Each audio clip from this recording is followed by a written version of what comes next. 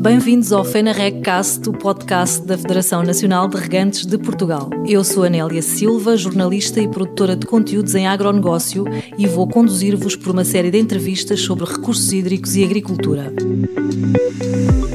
Este podcast tem o apoio da Magos Irrigation Systems. O meu primeiro convidado é José Núncio, presidente da Federação Nacional de Regantes de Portugal. Seja bem-vindo, José Núncio. Boa tarde, Nélia. A FENARREG celebra este ano o seu 20º aniversário, o que é um excelente pretexto para conversarmos sobre recursos hídricos e agricultura. Para nos situarmos, importa dizer que menos de 15% da superfície agrícola utilizável em Portugal está equipada com infraestruturas de rega e que 66% das culturas agrícolas são produzidas em sequeiro. Isto num cenário de alterações climáticas, com períodos de seca cada vez mais frequentes e prolongados, leva-nos a dizer e torna-se evidente que o investimento em regadio é imprescindível para garantir a sustentabilidade da agricultura portuguesa e para construir o equilíbrio da balança agroalimentar nacional. Perguntava-lhe, em primeiro lugar, a FENARREG, uma federação que representa o regadio coletivo público em Portugal, 20 anos, pode-nos dar algum número que ajude também a situar-nos sobre quem é a FENARREG? Posso dizer que representamos cerca de 98% do regadio coletivo nacional. Como sabemos, o regadio coletivo representa cerca de 50% do total do regadio. Portanto, a nível do regadio organizado, é uma representatividade mesmo a sério. Temos associados desde o norte ao sul do país. Quando eu digo do norte, diz do Minho, Trás-os-Montes, Beiras, Alentejo, Algarve e Ribatejo e Oeste. Somos verdadeiramente representativos de todo o regadio nacional. Portanto, e nestes 20 anos temos conseguido angariar para a nossa federação todas essas associações de regantes e juntas de regantes que nos dão esta garantia de representatividade nacional. 20 anos que a Federação celebra, no entanto, estas associações, algumas delas, estes perímetros de rega, melhor dizendo, existem há bem mais, não é? Sim. Como sabemos, a grande maioria dos perímetros de rega até ainda são antes de 25 de Abril, portanto são todos a partir do final dos anos 30, quando foi criada a primeira associação de regantes, e depois à medida que os perímetros de rega foram criados, foram sendo entregues as obras de regadio dos aproveitamentos agrícolas às associações de regantes que nos representam. Então, e a grande maioria delas já têm todas mais de 50 anos de vida, apesar de agora haver umas novas, não é? Exatamente.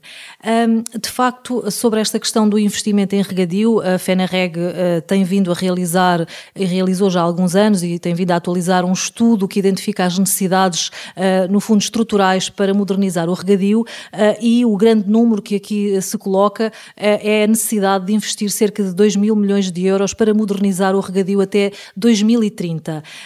Quais é que são as necessidades que foram identificadas pela Federação? É uma preocupação grande da Federação, não é de agora.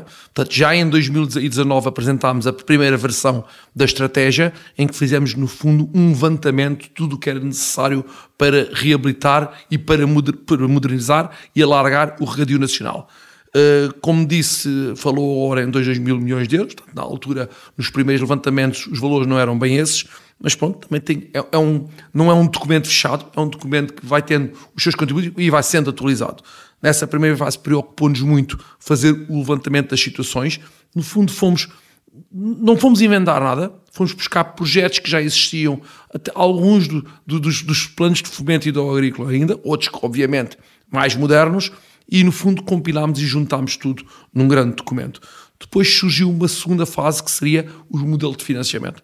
Portanto, fizemos o levantamento, com o levantamento sabemos as necessidades, e depois barrou-nos a questão dos fundos financeiros disponíveis, porque estamos habituados a que os investimentos na agricultura ou os fundos hidroagrícolas vai-se recorrendo aos quadros comunitários de apoio, à componente agrícola dos fundos europeus, e claramente que são manifestamente insuficientes para garantir esse nível de investimento. Daí temos tentado encontrar outras soluções.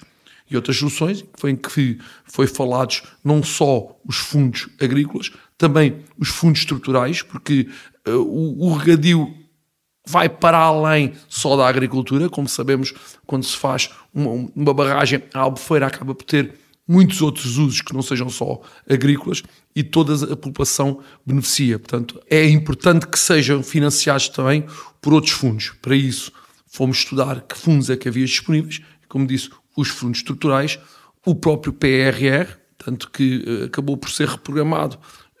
Não sabemos agora a versão da reprogramação, apesar de que, infelizmente, parece-nos que a componente agrícola que havia até acabou por sair. Esperemos que ainda fique alguma coisa lá através dos planos de eficiência hídrica do Alentejo e do Algarve, que ainda se consiga incluir alguns dos estudos, mas também outros fundos, como o Fundo Ambiental. Há uma componente grande ambiental em tudo o que é regadio e tudo o que tem a ver com a água, como sabemos, mas também outros fundos que estejam disponíveis, como, por exemplo, também o recurso ao Banco Europeu de Investimento ou empréstimos a nível nacional que possam ser feitos, ou até também do Orçamento de Estado. Nos fundos agrícolas, o que nos preocupa é que cada vez os fundos para investimento têm tendência a diminuir, portanto, e ser menos volume reservado para essa componente. Como vimos na versão que existe do PEPAC, os fundos para o investimento nas áreas do regadio é cerca de 1/3 do que era no quadro comunitário anterior, em que também já não eram suficientes. Portanto, tem havido uma redução desses fundos, daí a nossa preocupação de tentar arranjar alternativas para conseguir atingir o volume necessário. Isso, ou seja, uma diminuição naquilo que é o investimento para o regadio quando se assiste a alterações climáticas e a tais anos de seca, não é? Que mais frequentes e mais prolongados períodos de seca. Exatamente. Portanto, e recordo também, quer dizer, como sabemos, isto também mudou um pouco dos últimos anos. Portanto, há uma consciência diferente de todos. Quando eu digo todos, digo a nível de Bruxelas, que no fundo quem manda e quem faz as grandes orientações políticas, e vimos a aposta dos governantes na importância da resiliência hídrica, no sentido também de combater as alterações climáticas ou mitigar as alterações climáticas. Pronto. E resiliência hídrica não é apenas eficiência, porque depois, quando chegamos aqui aos nossos governantes nacionais, confunde-se um pouco eficiência com resiliência. Obviamente que a eficiência é onde primeiro se terá que atacar, a eficiência é muito importante, mas resiliência é mais do que eficiência. Inclui eficiência, mas também inclui aumento de reservas e aumento de capacidade de retenção de água. Quais é que são estes 3 grandes eixos estratégicos de desenvolvimento do regadio que o estudo da FENARREG aponta? Como começámos na conversa, portanto, o principal, e vai também um pouco no sentido da eficiência, que falei há pouco, é na modernização e reabilitação dos regadios existentes. Temos que compreender que são regadios feitos com tecnologias, algumas delas obsoletas, portanto, e principalmente nas zonas em que há maior escassez, e infelizmente recordamos, ainda hoje víamos nos telejornais a abrirem, a falarem que todas as bacias, em Portugal o armazenamento médio é de 80% das bacias hidrográficas. No entanto, há 2 exceções ou 3 em que numa delas a Albufeira está a 17%. O nosso Barlavento Algarvio. Não era no Barlavento Algarvio, pegado até no Alto Sado. Portanto, na bacia do Sado e do Mira. Portanto, as bacias que neste momento se encontram piores até são a bacia do Sado e do Mira. Esquecemos sempre. Lembramos-nos sempre do Algarve, que tem muito mais impacto por todo o público. Quer ter garantia que tem o seu duche garantido quando for lá passar o verão, mas na realidade as bacias neste momento estão mais deficitárias, é o Alto Sado e é o Mira. E é uma preocupação, tem que ser uma preocupação grande, garantir que haja água para todos. Num país como o nosso, em que felizmente até temos abundância de água, porque se nós, muitas vezes compara-se Portugal com Israel ou até com a Espanha, nós felizmente temos uma situação muito melhor que eles. Temos o dobro da água que a Espanha tem. O nosso problema é que não temos capacidade de reter. Portanto, 20% das afluências médias anuais aos nossos rios nacionais, só temos capacidade para reter apenas 20% dessas afluências médias. Portanto, portanto, há que fazer bastante mais. Obviamente, primeiro começar por desperdício. Temos que reconhecer que regadios antigos, com tecnologias antigas, geram mais desperdício e tentar perceber, por exemplo, no caso do Mira, modificar a rede de distribuição de água. obviamente que aquilo tem que ter uma redistribuição que tem que ser mais eficiente para que com a mesma água se consiga ser muito, a parte utilizável da água seja muito superior. Temos que reduzir bastante as perdas. E só um parênteses nessa matéria, porque falou do Mira, as empresas agrícolas, muitas delas que estão situadas na região, têm conseguido, a nível de eficiência, reduzir o consumo de água nos últimos anos face à esquecez, não é verdade? É evidente, é extraordinário o que têm conseguido fazer, porque com a escassez de água cá naquela região, conseguir manter as áreas regadas que têm, as áreas regadas que continuam a regar, é realmente extraordinário, porque do lado dos agricultores tem sido feito realmente esse esforço. Portanto, nós vimos os números nacionais em que é espetacular a evolução que tem havido nos últimos 10, 20 anos a nível dos sistemas de rega. Hoje em dia, mais de metade das áreas, cerca de 56% da área do último RGA, diz que 56% da área regada é regada com gota a gota. Portanto, regas do mais eficiente que há, quando há 20 anos era 70% regado por alagamento. Portanto, tem havido realmente uma evolução da parte do agricultor. Deste momento, há que fazer o mesmo investimento também a nível das infraestruturas de distribuição de água. É uma das componentes importantes, quase 40% do volume que falamos da nossa estratégia, seria virado para a reabilitação dos regadios existentes. Este podcast tem o apoio da Magos Irrigation Systems. A Agência Portuguesa do Ambiente é que nos diz que temos no setor urbano, ou seja, nas nossas casas, em média no país, 21% de desperdício ou de ineficiência, não é? E na agricultura temos uma variação entre 10% e 40%. Como é que se explica esta tão grande variação na agricultura? Com muito respeito que tenho pela APA, eu desconfio um pouco desses 21%. Estou a achar muita eficiência, porque se há municípios que são bastante eficientes a utilizar a água, infelizmente conhecemos bastantes exemplos de municípios que são bastante eficientes, mas seja como for, a nível do uso agrícola, era isto que eu estava a falar. Quando temos uma distribuição de água por canais, que era o sistema antigamente utilizado, que era por gravidade, muito eficiente energeticamente, mas mais fraco a nível a nível hidráulico, portanto, com muito mais perdas, que são naturais, são próprias do sistema e que não se conseguem reduzir. Obviamente que este tipo de tecnologia não pode ser utilizado em bacias com escassez. Se calhar numa bacia do Minho, numa bacia do norte do país, onde chove abundantemente e que a água que chove, ou até aqui, por exemplo, no caso do Sorraia, em que não temos tido problemas de água nos últimos anos, e a distribuição é por canal, obviamente também não temos perdas de 40%, temos perda na ordem dos 20%, portanto, canal são aberto. Perdas significativas, mas é o próprio sistema de distribuição que não conseguimos superar. Obviamente que nas zonas nas bacias com problemas gravíssimos de água, como o Alçado ou no caso concreto do Mira, essa distribuição tem que ser feita com outros sistemas que existem, como por exemplo podemos ver no Alqueva, em que as perdas não são de 10%, são muito menos que 10%. Pois, portanto, era aí que eu queria... Ainda são mais eficientes. Portanto, eu acho que esse quadro de que a agricultura é entre 10 e 40, eu iria dizer que é poderá ser entre 0 e 40, mas há que pôr também na balança e ver que não é a grande maioria que desperdiça 40.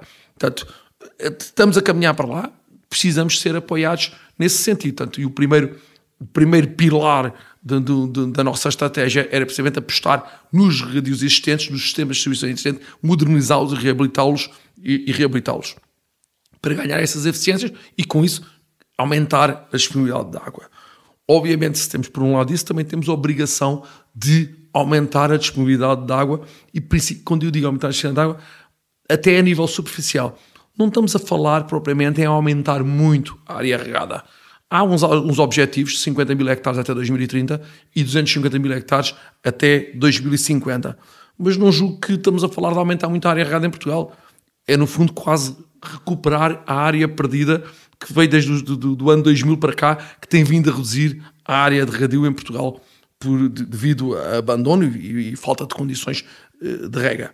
Portanto, estamos a falar de o sistema coletivo de gestão da água é o mais adequado, portanto, não estamos a falar de fazer, não é muitas pequenas barragens, é mais importante termos onde há abundância, onde há água disponível, tentar reter a água e ter reservatórios de regulação interanual, Portanto, não, que não estejam só dependentes que chove num ano, mas que consigam armazenar, como temos, por exemplo, o Alqueva, que tem capacidade de reserva para 5 anos sem chover nada. Portanto, é nesse sentido, não necessariamente tanto, mas se tivermos reservatórios com capacidade de 2 anos de retenção de água, podia-nos atuar esta questão das alterações climáticas que estão aí, não é? Portanto, o que nos dizem não é que irá chover menos, o que nos dizem é que os fenómenos vão ser mais extremos. Portanto, vai haver períodos de secas maiores e períodos de torrenciais também mais frequentes, portanto, chuvas torrenciais mais frequentes. Portanto, e temos que ter capacidade de reter parte dessas águas.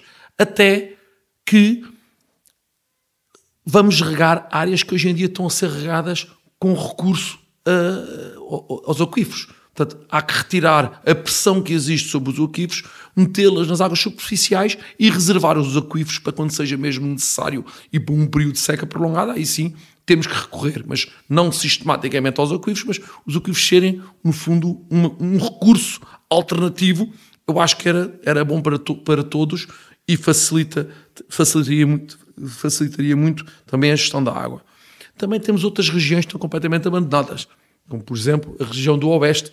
Na região do Oeste, cada agricultor tem que se, entre aspas, desenrascar por si, porque não há sistemas de distribuição de água significativos para aquela região, que é uma região tão importante a nível hortícola, por exemplo, e de abastecimento de alimentos até à região de Lisboa, onde estão situados, e terra com muita fertilidade. E aí no Oeste, portanto, apesar da grande produção agrícola, portanto, os agricultores o que fazem é recorrer a furos artesianos, não é? A furos artesianos, em que já fala-se de furos com 250, 300, 350 metros de profundidade e sem água. E o Oeste também está todo muito próximo do mar, como sabemos, e qualquer dia corre-se o sério risco de haver até a intrusão salina desses aquíferos. Portanto, acho que há que parar isso. Temos ali ao lado um rio que tem tanta água e tanta água disponível, que é o nosso Rio Tejo. Portanto, na bacia do Tejo temos um rio que apenas tem capacidade para retermos também 20% das afluências médias anuais. No próprio Tejo, na linha de água principal, não temos qualquer barragem, temos o Belvedere e Fratel, mas que não têm praticamente capacidade de retenção de água, porque a retenção que há no Tejo acaba por ser quase toda no Zezer, não é? Tanto com o Castelo de Bode, que é assim aí uma albufeira muito significativa, apesar do seu uso estar reservado para o consumo, o uso principal é o consumo urbano de abastecimento de água à região de Lisboa. Portanto, o que é que, a nível do Ribatejo e do Oeste, portanto, sim. Uma região ou duas regiões que no fundo constituem uma tão importantes para a nossa agricultura, o que é que a FENARREG, pelo estudo que fizeram, identificaram 14.800 hectares de novos regadios que seriam necessários construir nesta região. Quais é que são esses regadios? Esses regadios não são propriamente novas áreas regadas. Estamos a falar de grande parte dessas áreas. Obviamente poderá-se alargar a área, as zonas limítrofes, mas como sabemos, no Ribatejo, grande parte da área, áreas mais férteis, já são regadas. Como disse, todos os agricultores, pelos seus meios próprios, fizeram furos e estão a utilizar água e acabam por regar. No fundo, estamos em substituir a origem da água.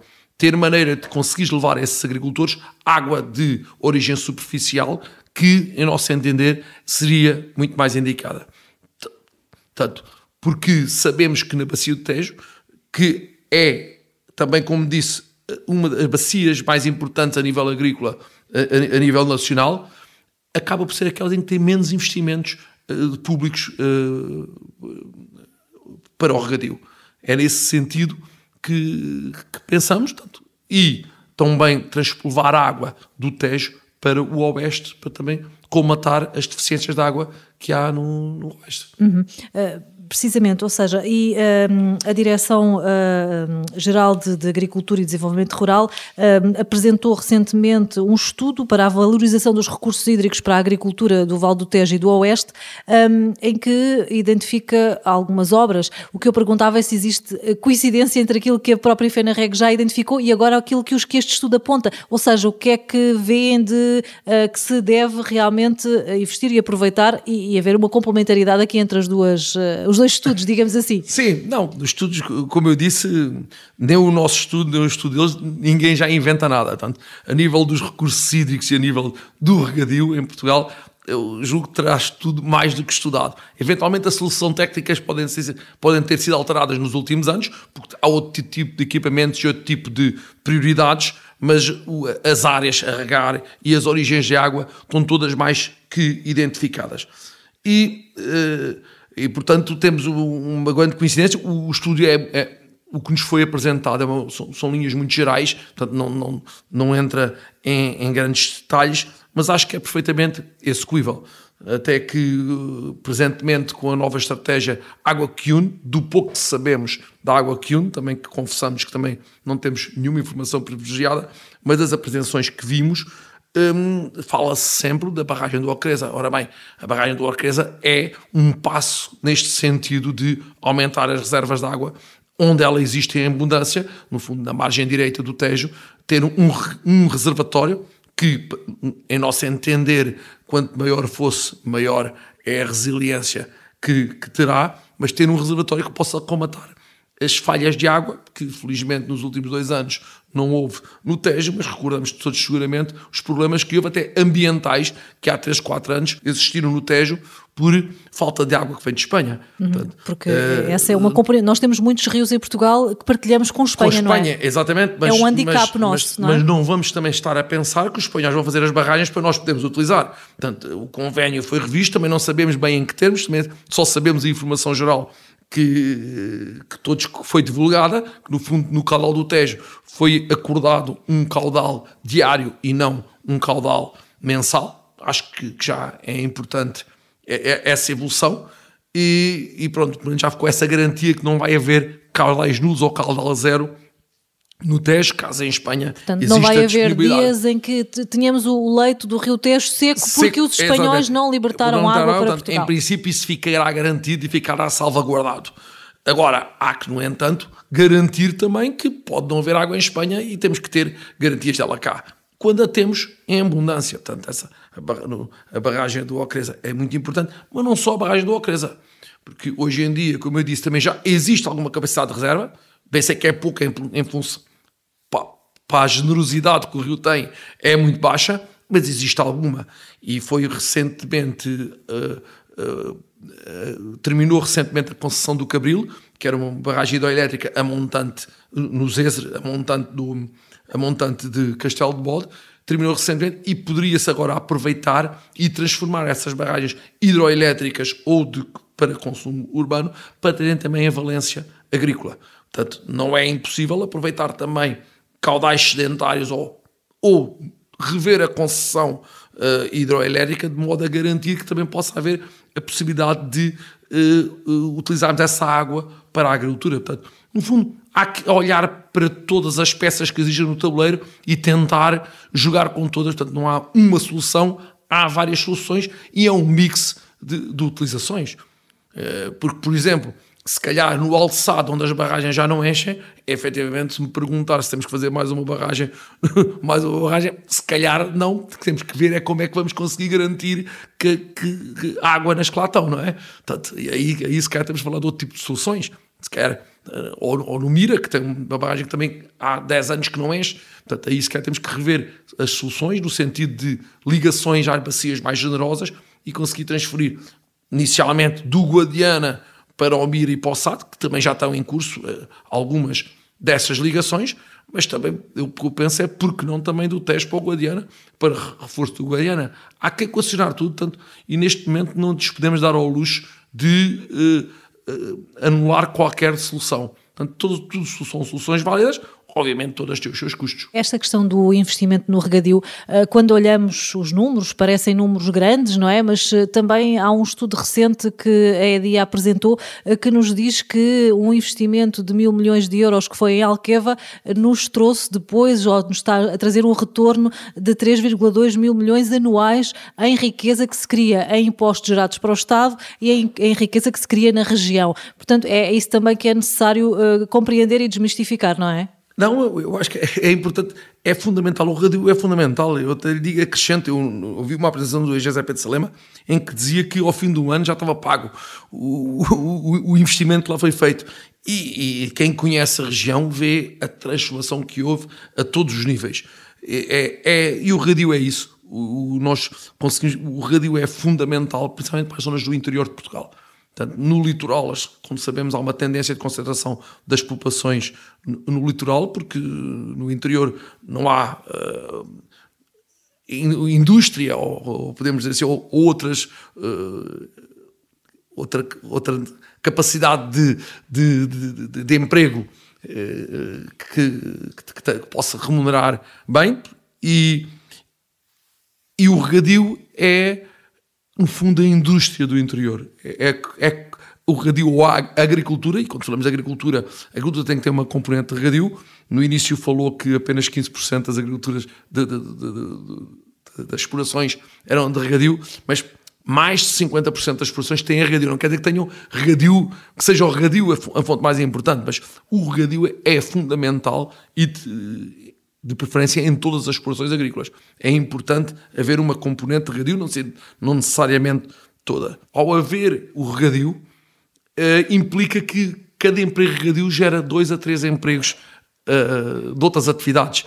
Porque ao ter o regadio tem a empresa de rega, tem uma empresa de máquinas, porque o regadio tem outro tipo de alfaias que são necessárias, acaba por atrair também as pessoas a viverem, há mais gente a viver nas regiões, portanto também acaba por haver mais ter que haver mais centros de saúde, mais escolas e mais coisas, portanto acaba por o índice de emprego agrícola ser inferior não quer dizer que há mais emprego agrícola, só que a agricultura gera também um conjunto de empregos paralelos e que dão esse grau de evolução da região.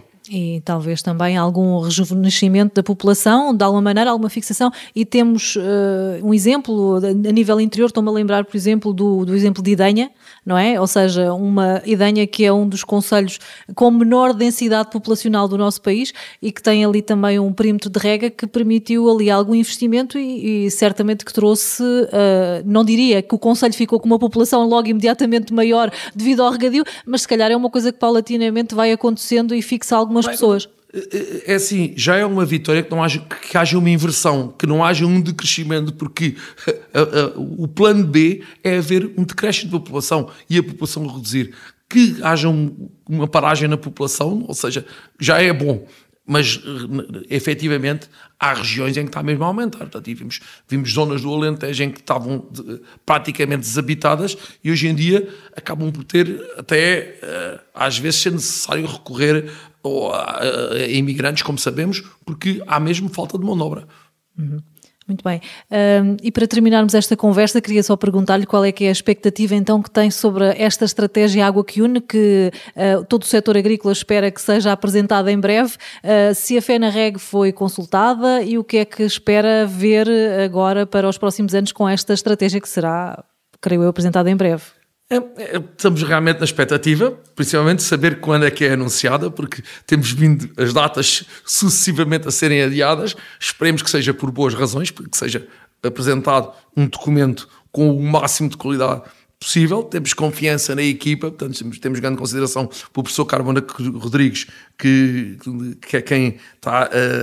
Que é o maestro da equipa, mas também dos nossos colegas que lá estão e que fazem parte.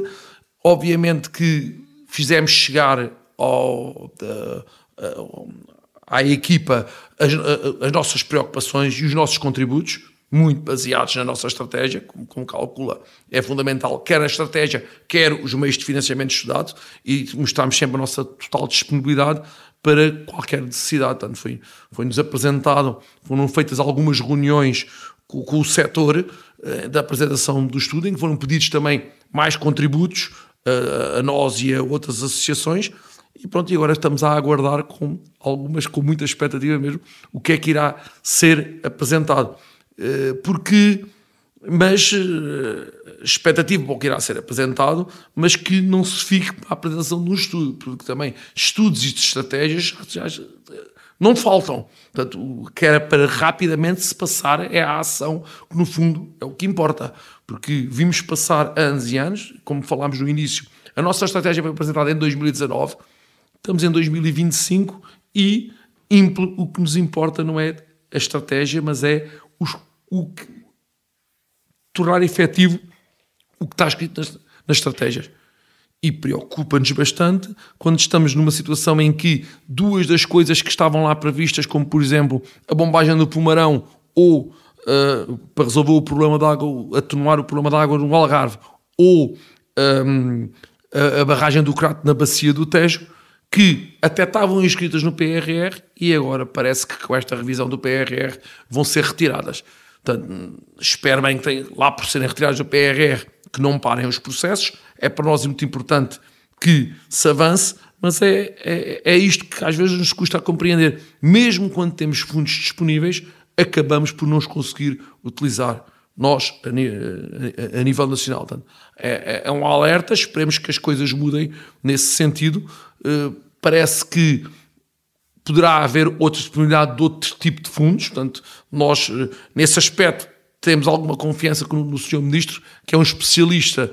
Quando esteve em Bruxelas, era precisamente o ramo dele, era essa questão dos fundos de apoio ao desenvolvimento, e que tenha a capacidade para conseguir, para cativar para o setor os fundos que tão necessários são, como a estratégia o demonstrou. Muito bem, muito obrigado, José Núncio, e muitos parabéns pelo 20º aniversário da FENARREG, que seja um ano em grande. Sim, agradeço e aproveito para convidar todos. Portanto, nós, FENARREG, temos um programa ambicioso para este ano, principalmente a nível das iniciativas públicas, em feiras e encontros. Como sabemos, este ano é um ano, temos as tradicionais feiras aqui, agora já começando com a Ovibeja, depois a Feira Nacional da Agricultura, também é da AgroGlobal.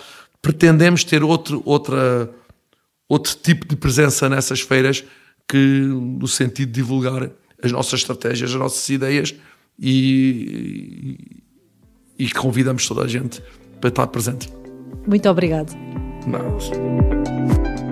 Ouça este e outros episódios no Spotify e YouTube Podcasts. Este podcast tem o apoio da Magos Irrigation Systems.